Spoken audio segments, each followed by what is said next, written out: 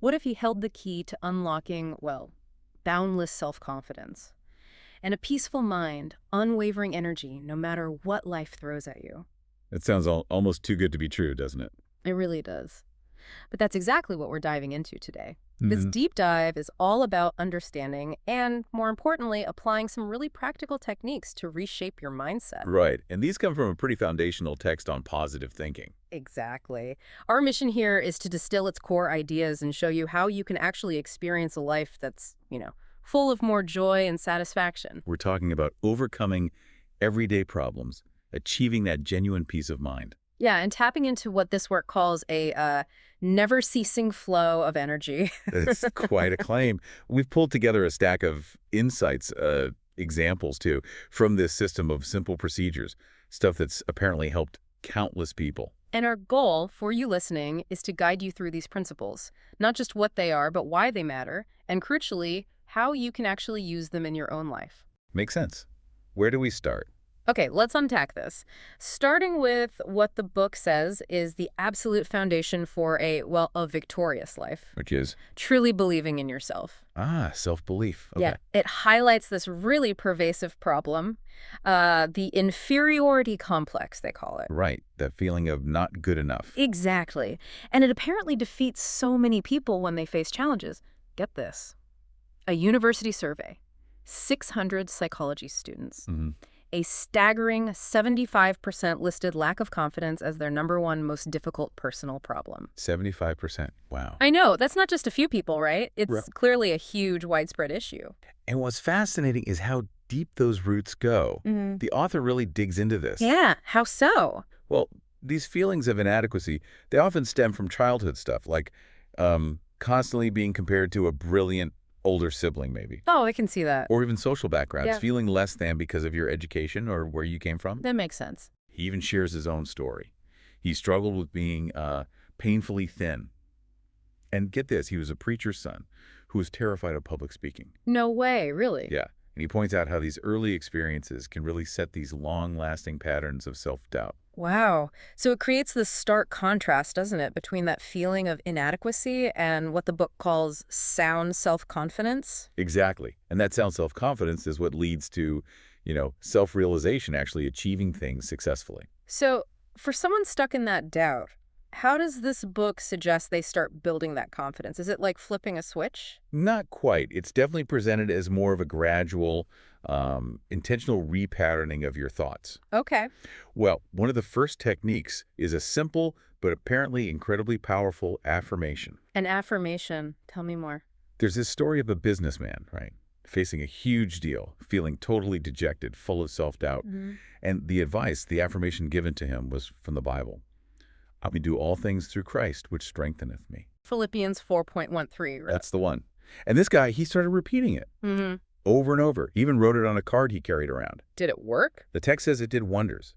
And interestingly, it later led him to combine this faith practice with scientific counseling too. So the core idea is changing that internal script. Precisely. By changing your internal dialogue, you start to change your external reality. It's about deliberately feeding your mind differently. That's a powerful concept, deliberately feeding your mind, like filling it up so much there's no room for doubt. Exactly. The book actually says the greatest secret for getting rid of self-doubt is to fill your mind to overflowing with faith. Overflowing. I like that visual. Yeah.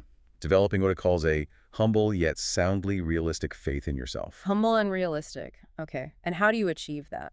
Through practices like prayer, really reading and absorbing spiritual texts like the Bible, and actively practicing these faith techniques. But you mentioned it's not just any kind of prayer. Right. There's this wonderful quote from a wise woman who said, "When a big trouble comes along, you have to pray deep prayers." Deep prayers. What does that mean exactly? Well, another person mentioned Roland Hayes' grandfather apparently noted that many prayers ain't got no suction. Aha, no suction. Okay. So deep prayers seems to mean going beyond just superficial requests. Yeah. It's about really grappling honestly with your deepest fears, your doubts, bringing them right into that conversation with the divine. Instead of just praying around them. Exactly. Driving the prayers deep into the doubts and fears. It's a much more engaged, raw level of prayer. And that takes discipline, I imagine, re-educating the mind. Absolutely. The text calls it thought disciplining. and it can be surprisingly tangible. Tangible how? Well, there's this amazing story of a traveling salesman. He completely changed his outlook and his sales results by doing something really simple. Okay. He took Bible verses like, "If you have faith, nothing shall be impossible unto you," and "If God be for us, who can be against us?" and put them under clips on his car's dashboard. So he was seeing them constantly. Constantly feeding his minds those positive, faith-filled messages. And the book says it transformed his whole outlook on life, not just his sales. That really speaks to that idea, doesn't it? That quote from Dr. Carl Menninger. Ah, yes. Attitudes are more important than facts. Profound. It really is. How you think about a fact can defeat you before you even start. It's not the thing itself, but your reaction to it. Precisely. And that leads to this concept of the vacuum cleaner method. The vacuum cleaner method sounds intriguing. Yeah, it's about actively drawing out those negative attitudes, like vacuuming them up, to make space for positive ideas to take root. So you consciously identify the negative thought. Right. Acknowledge it. Then you visualize it being removed, swept away, creating this kind of mental void. And then fill that void intentionally. Exactly. Because an empty space won't stay empty for long. You have to consciously fill it with positive thoughts, affirmations, constructive ideas. It's proactive mental gardening almost. I like that. So what does this mean for you, the listener, practically? The book lays out a 10-point plan for building self-confidence. Right. We probably don't need to list all 10, but maybe hit a couple of key ones. Good idea. One is visualizing success. Which isn't just wishful thinking, right? It's Uh-huh. about mentally rehearsing positive outcomes. Yeah. Priming your mind. Exactly, making it feel real, achievable. Another one is depreciating obstacles. Which sounds like minimizing problems, but it's more subtle, isn't it? It is. The insight is that our fear is what inflates obstacles. The idea is to see them for what they truly are, stripped of that fear projection. So you reclaim your power by seeing the mountain as just a hill that needs climbing, but isn't impossible. Precisely. And then, of course, constantly practicing affirmations. Things like, God is with me, God is helping me, God is guiding me. Reinforcing that positive internal dialogue, it's about that daily, consistent effort, isn't it? It absolutely is. Huh? Okay, so if self-belief is the bedrock, what's next? Confidence often brings peace of mind, right? Definitely. And the text has a lot to say about cultivating that inner peace. The choice, as the puts it, is stark. An ear full of trouble or a mind full of peace. And interestingly, he says, the life of inner peace is actually the easiest life. But it requires deliberately revamping your thinking. Right. It doesn't just happen automatically in our noisy world. So how do you do that? How do you get a mind full of peace? Well, counterintuitively, perhaps, Mhm. one key practice is emptying the mind Emptying it of what? of all the junk. Fears, hates, insecurities, regrets, guilt. All that mental clutter that keeps us agitated. Okay, how do you do that? There's this great little anecdote about a passenger on a ship, the SS Lurline. Yeah. This person was advised to just imaginatively take all their worries and mentally drop them overboard into the ship's wake. Watch them disappear behind the ship. Simple, almost childlike. Exactly. But apparently it provided amazing relief. Mhm. It's about that conscious act of letting go. But you mentioned earlier an empty mind needs refilling. Crucial point. An empty mind won't stay empty. You have to actively refill it with creative and healthy thoughts. And that's where things like Bible passages or peaceful quotes come in? Yes, they act like oil on troubled thoughts, as the book says. Think back to that salesman. The one with the dashboard versus? No, a different one. Hmm. This salesman found peace, started sleeping better, just by regularly reading the 23rd Psalm. The Lord is my shepherd. That one. He consciously shifted from having an ear full of trouble to cultivating a mind full of peace by choosing what he fed his mind. It's so practical. I love the story about the physician. Oh yeah, the one who literally prescribed a Bible verse. Yes, Romans 12.2, be ye transformed by the renewing of your mind. He gave it to patients whose physical problems seemed rooted in their thoughts. And it highlights that direct link, doesn't it? Change the thought pattern, and you can actually change your physical health and well-being. Absolutely. And this idea extends even to receiving peace almost like a gift. Yes.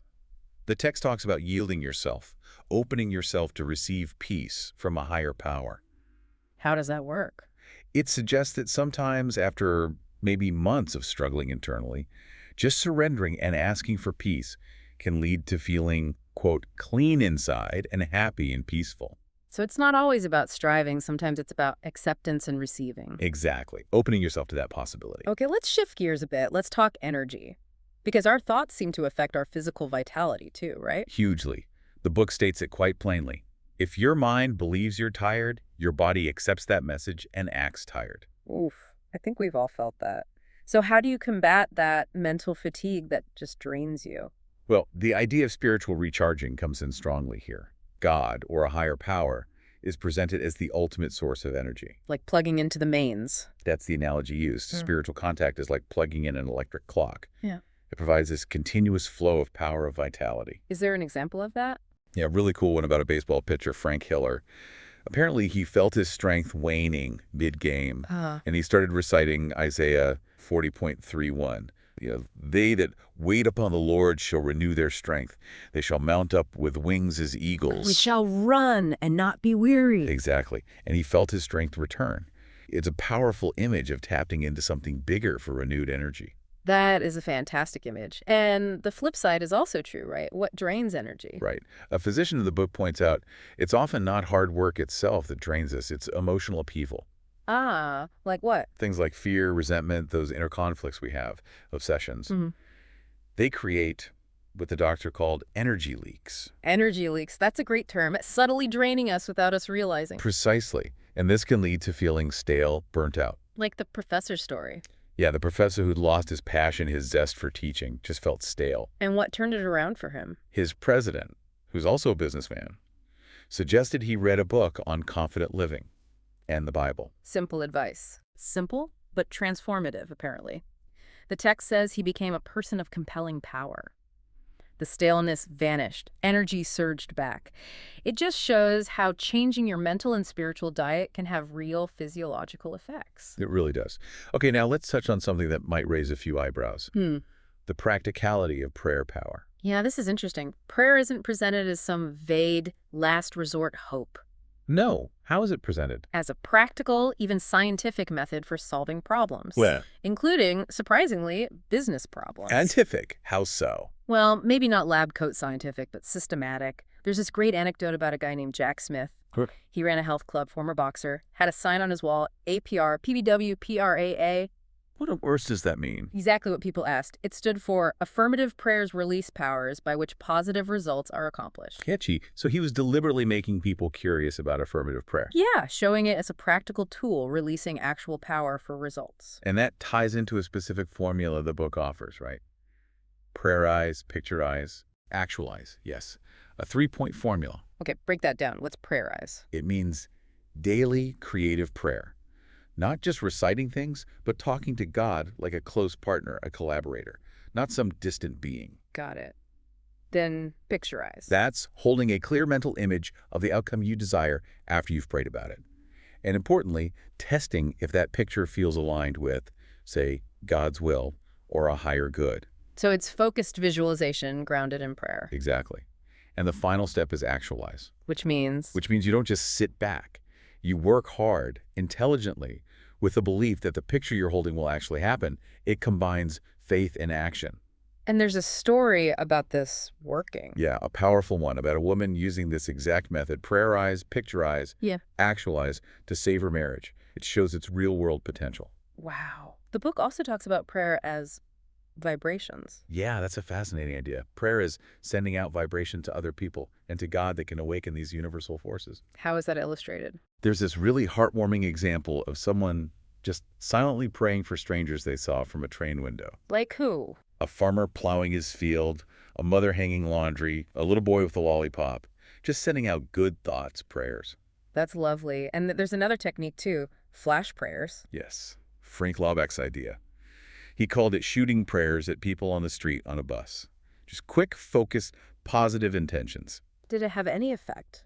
Laubach noted that often people would suddenly smile, seemingly feeling this emanation of power, like a subtle electrical energy. It suggests a real, though unseen, connection. That's quite something. And there's a really dramatic story too, isn't there, about the alcoholic? Oh, yes. Powerful story. A man in Boston, 4 p.m., really struggling, standing outside a bar, fighting the urge to go in. A critical moment. Absolutely. And miles away, the author gets this sudden, strong impression to pray for this specific man right then. At the same moment, the man himself cries out for help in prayer. Like completing a circuit. That's how the book describes it, a circuit to God. The man felt strength flood in, walked away from the bar. He later said prayer and candy saved him. He bought candy instead. Prayer and candy. It shows how practical and immediate this connection can feel in a crisis. Absolutely. It suggests this power can really intervene, even in the toughest battles like addiction. Which leads us nicely into expecting the best, doesn't it? The magic of believing. Yes, this core idea. Expect the worst, you often get it. Expect the best, you're far more likely to get that. And it's not just wishful thinking, is it? It's framed as a kind of law. A law recognized by both psychology and religion, according to the text. Your expectation actively shapes your reality. There's a great sports analogy for this, right? Yes, the baseball team. The San Antonio club, managed by Josh O'Reilly, they were champions but fell into this terrible slump. Why? Because they started expecting to be defeated. That negative expectation literally inhibited them, froze their muscles, as the text says. Wow. It shows how physical that mental state can be. Totally. It affects everything, not just sports. So how do you break that negative expectation cycle? The book has a phrase for it. Throw your heart over the bar. Right. Explain that. It's about visualization. You see an obstacle, like a high jump bar. Yeah. You mentally, imaginatively throw your heart, your desire, your faith, your positive expectation over it first. And your body follows. The idea is that this mental leap creates an upthrust of force, pulling you over the obstacle. It's a leap of faith that generates momentum. That's a powerful image. And practically, how does that apply? Like in that business meeting example. The obstacle man. Yeah, this businessman faced someone in meetings whose roles seemed to be just to block things, create resistance. We've all met someone like that. Probably. And the advice given was, again, that Philippians verse, I can do all things through Christ, but also, crucially, don't be afraid of it. Practice believing that God is with you. Shift focus from the obstacle to the available power. Exactly. Don't feed the obstacle with fear. Feed your faith. And the story of Amos Parrish really embodies this, doesn't he? Oh, absolutely. Sickly kid, stuttered, massive inferiority complex. Yeah. You wouldn't predict success. But he became a huge business leader. How? By developing faith and deciding to just plow right through his obstacles. He reframed them, turned them into assets somehow. Just sheer determination, fueled by belief. Incredible. And I love the practical tip about the basket. Yes. The businessman who felt overwhelmed by problems. What did he do? He got a basket, labeled it, "With God all things are possible," and physically put papers related to his biggest, most blown-up problems into it. Just dropped him in the basket? Yeah, it was a way to dramatize handing the problem over, placing it in God's hands.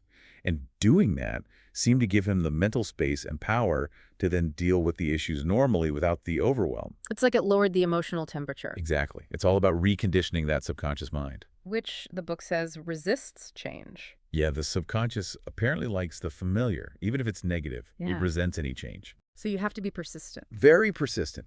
Consistently feeding it the truth about your capabilities, about the positive possibilities, until it starts sending back positive thoughts instead of negative ones. Wait. Gently retraining it. And this isn't just theory, right? There's evidence. Well, the author tells of his perpetually pessimistic friend, always expecting the worst. Uh-huh. He persuaded this friend to try an experiment. For 6 months, intentionally expect the best in situations, and then investigate the outcomes. What happened? The friend found that about 85% of the matters he investigated actually turned out satisfactorily. 85%. That's huge. It convinced him.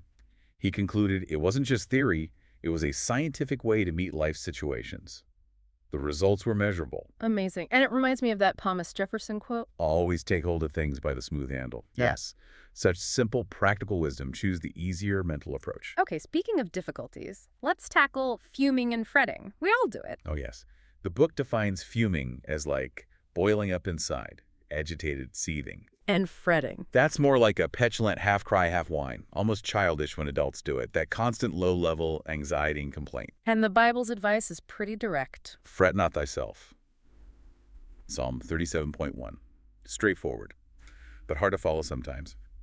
These states are insidious, aren't they?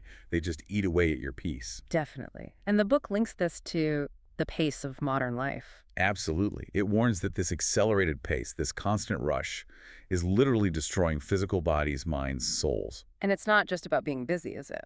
No.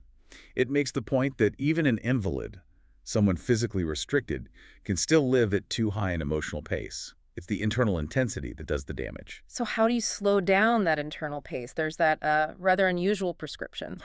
The cemetery prescription, yes.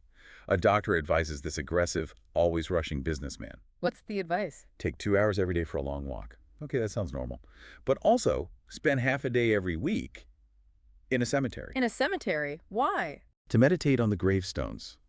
Specifically, the gravestones of people who, like him, probably felt they had to get everything done right away, quick, or else. And now they're... Now they're permanently there. It's a stark way to put urgency and self-importance into perspective, to reset priorities. Wow, that is memorable. And it connects to a deeper practice mentioned, too. Yes, actually feeling the peace of God, or just peacefulness, in your body, in your muscles, your joints. Consciously speaking calm to them. Affirming, fret not thyself, to your own body. Bringing mental stillness into the physical. Exactly. Which leads to the power of physical stillness itself. How so? The idea is that if you practice physical stillness, stop pacing, stop wringing your hands, stop shouting, it helps induce mental quietness. Thinking calmness influences the body, and stilling the body influences the mind. It's a two-way street. Right. The author shares a personal story about feeling stressed before giving a speech. What did he do? He deliberately took 15 minutes, sat quietly, and just slowly read Psalm 121, even though it meant missing the soup course at dinner. He prioritized the inner calm. He did, made it non-negotiable, and found the peace he needed. And ultimately, the book points to a higher power as the real antidote to all this turmoil. Yes, there's a story of a man sent by his doctor to a church clinic, feeling very skeptical. But as specific Bible verses about peace, like Matthew 11:28 and John 14:27, peace I leave with you, were recited slowly, reflectively. What? How? He felt a profound sense of peace descend. His blood pressure actually went down, and the person with him said, "He touched you a minute ago," the physician with the healing touch. Wow. Connecting to a source of healing beyond the physical. Exactly. Okay, let's shift again. Something I think everyone wonders about. How to get people to like you. Popularity. It's a deep drive, isn't it? Mm. William James called the desire to be appreciated one of the deepest drives of human nature. And that poll of high school students backs it up. Popularity was overwhelmingly what they wanted most. It speaks volumes. And the flip side, the feeling of not being wanted or needed. The book calls it devastating. Yeah, the examples are quite poignant. They really are. The retired doctor saying, "Nobody ever calls me anymore." The middle-aged widow feeling isolated. The company founder feeling useless after retiring. And that young woman who felt unwanted basically her whole life. It hits a raw nerve, that need for connection. It really does. So what's the secret then, according to this text? How do you achieve artless popularity? Artless, meaning not forced. Exactly. Not striving too hard or being manipulative. The key, it suggests, is to become a comfortable person. Comfortable, like easy to be around. Yeah. Easygoing, natural, large-souled is how it's put. Someone who radiates an authentic, welcoming vibe, not uptight or self-absorbed. And James Farley is the prime example given. Yes, the former Postmaster General. An expert, the book says, in getting people to like him. What was his secret? 2 things highlighted. 1, remembering names. He apparently remembered the author's name months after just one brief meeting. That makes a difference. It really does. And 2, his genuine interaction. He saw a hotel maid with her cart, someone others might just ignore or avoid. What did he do? He stopped, greeted her by name, asked about her family, had a real brief conversation. It showed genuine interest and recognition. Simple, but profound. It's about seeing people, isn't it? Really seeing them. Absolutely. And that leads to an interesting point about disliking others. What's the connection? The book suggests that often our dislike of others actually stems from too much self-love, too much focus on ourselves. How do you fix that? There's a suggested evening ritual. Make a list of people you encountered that day, bus driver, news vendor, colleague, whoever. Okay. Then visualize each person, deliberately think kindly thoughts about them, and maybe offer a short prayer or good wish for them. Actively cultivating positive feelings towards others. Exactly. There's a story of a young man who tried this and found himself actually starting to like the elevator operator in his building, someone he'd previously ignored or felt neutral about. It shifted his own internal state. It's about building others up, then. That seems to be the core. Elevating their ego, contributing to their feeling of personal worth. Like Dr. Hoffman. Yes, Dr. John W. Hoffman.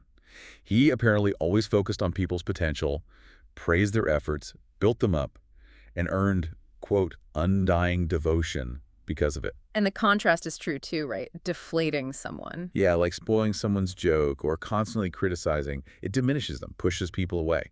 Building up attracts, tearing down repels. Makes sense. And there's that little prescription for happiness on the business card. Oh yeah, HC Matters card. It's a great summary. Remind us. The way to happiness. Keep your heart free from hate, your mind from worry. Live simply, expect little, give much. Fill your life with love, scatter sunshine. Forget self, think of others. Do as you would be done by. And the kicker. Try this for one and you will be surprised. It's a call to action, a simple, holistic guide. It really is. Okay, finally, let's bring it all together with the ultimate source mentioned throughout, the higher power. Yes, the source of transformation underlying all these techniques. The author shares his own experience here, doesn't he, as a young minister? He does. He was feeling burnt out, overstrained, losing energy. What changed? A friend, professor who loved the outdoors, gave him some advice. He told him to practice resting yourself in God, to yield yourself to it, let it flow through you. How did he demonstrate that? By having him read and absorb passages like Isaiah 40 again about renewing strength, about the everlasting God who doesn't faint or grow weary. It was about actively drawing upon that higher power. Tapping into a deeper reservoir. Exactly. And the message is that this power isn't distant. It's constantly available. Ready to rush in. Rushes in like a mighty tide, is the phrase used, casting out fear, hate, sickness, moral defeat. An ever-present transformative force if you open to it. And the Alcoholics Anonymous model is a powerful, real-world example of this. Absolutely. A cornerstone of AA is recognizing your own powerlessness over addiction and the need to rely on a higher power God as you understand him. And the stories shared in the text are incredibly compelling. They really are. Ed's story going from murderous rage to sobriety, literally by crying out, "Please, God, get me past this place," and then just running. Raw and desperate, but effective. And Charles, another person struggling with alcohol, symbolically dropping a card with that Philippians 4.13 verse into a mail slot. An act of surrender. These aren't trivial problems. Not at all. And the point made is powerful. If this power can bring healing from something as devastating as alcoholism, it suggests it can help heal any kind of defeat or struggle you might be facing. No matter how ingrained it feels. Right. But it's not a magic wand, is it? It's ongoing. Yes, the daily, day-to-day job. Exactly. The story of Dick illustrates this perfectly. He used to be, apparently, one of the most negative, critical, impatient people imaginable. Sounds exhausting. Right. But through daily, consistent application of these principles, faith, positive thinking, prayer, relying on that power, he changed. How so? He described himself as feeling released from a prison. He gained self-control, felt genuinely happy. It emphasizes that transformation is a process, requires ongoing effort. It's a journey, not a destination. Well put. So we've really covered a lot of ground today, uncovered some powerful principles to, well, reshape your mind, and through that, reshape your life. Definitely. From tackling self-doubt, finding that inner peace, tapping into more energy. Yeah, even improving relationships. The core message seems crystal clear, doesn't it? That your attitudes, your beliefs, they're fundamentally shaping your reality. They're the greatest determinants. Right. So here's something to think about as we wrap up. A final thought for you, listening. Okay. Consider this. If your external world is largely a reflection of your internal state, what kind of transformation could you actually achieve if you committed, truly committed, maybe just for 1 week, to consistently apply just one single specific technique we've talked about today? Visualizing success, maybe, or practicing those deep prayers, or actively expecting the best. Just pick one and stick with it for a week. Yeah. How different could your world and you inside that world become?